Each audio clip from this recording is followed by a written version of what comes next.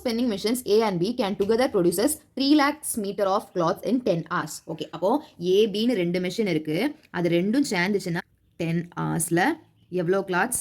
3 lakhs meters of cloths வந்து produce பண்ணுது. If B alone can produce the same amount of cloth in 15 hours. B மட்டும் 15 hours same amount of cloth தான்.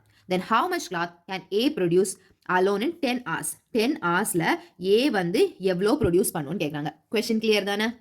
இப்போ நமக்கு என்ன தெரியும்? B வந்து 3 lakhs மீட்டர் கிளாத்ஸை 15 ஹவர்ஸில் வந்து ப்ரொடியூஸ் பண்ணுது. அப்போ B வந்து 1 hour எவ்வளோ ப்ரொடியூஸ் பண்ணியிருப்பாங்க? 3 lakhs divided by 15.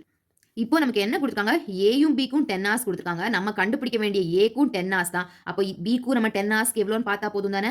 பிக்கு 10 ஹவர்ஸில் எவ்வளோ ப்ரொடியூஸ் பண்ணியிருப்பாங்க? 3 lakhs into 10 by 15. சிம்பிளிஃபை பண்ணிட்டோம்னா 1 2 1 2 3 4